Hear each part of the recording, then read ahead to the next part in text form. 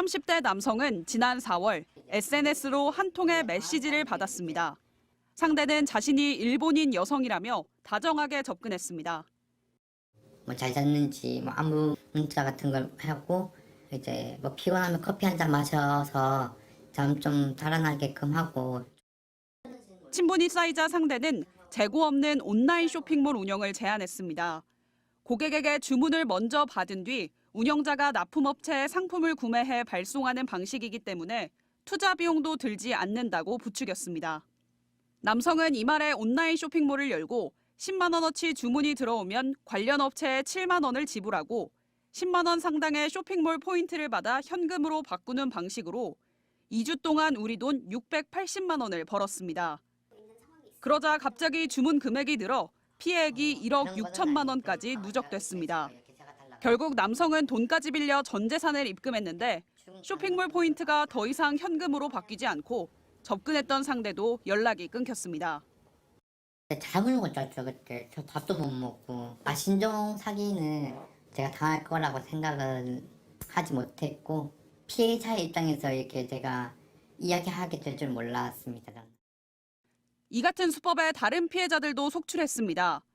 한 피해자는 입금한 돈을 돌려달라고 하면 오히려 돈을 더 입금하도록 유도해 700만 원을 잃었습니다. 돈을 돌려주려면 샵을 폐쇄를 해야 되는데 샵을 폐쇄하려면 현재 들어온 주문을 모두 다 내야 된다는 거예요.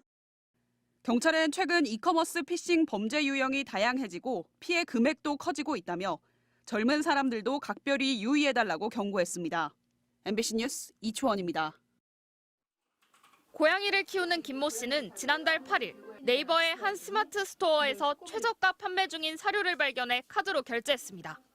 그런데 10시간 뒤 판매자가 결제를 취소하고는 네이버 행사가 끝났으니 자체 쇼핑몰로 오라고 했습니다.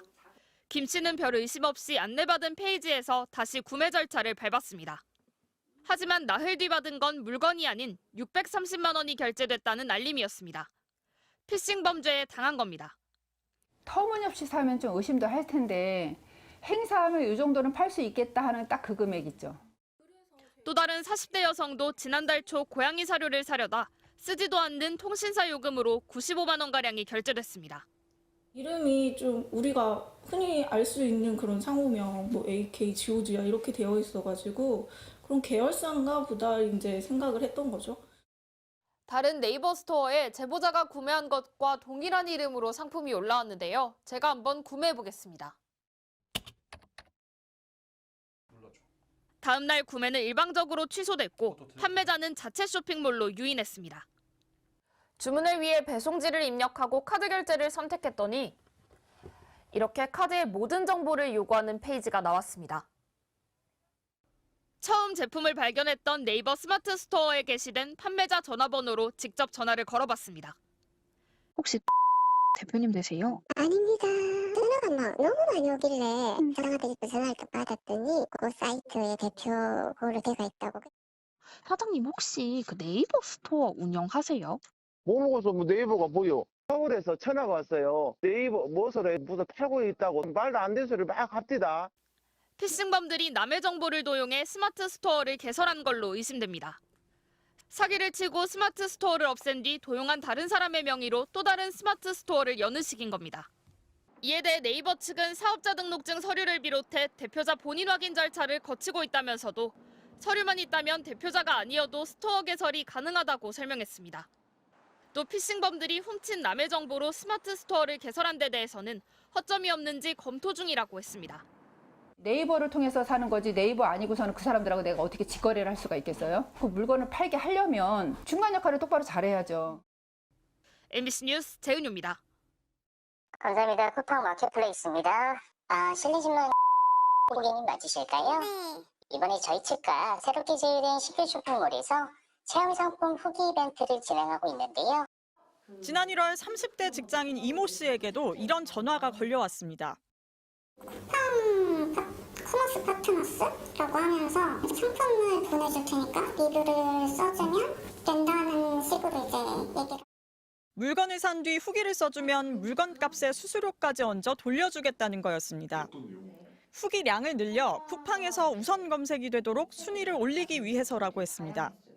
이 씨가 관심을 보이자 문자로 인터넷 쇼핑몰 주소를 전송했습니다.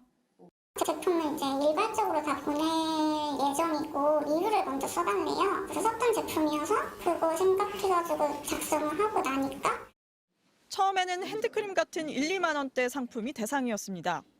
실제 물건은 배송되지 않았지만 후기를 쓰면 물건값과 수수료가 포인트로 쌓였습니다.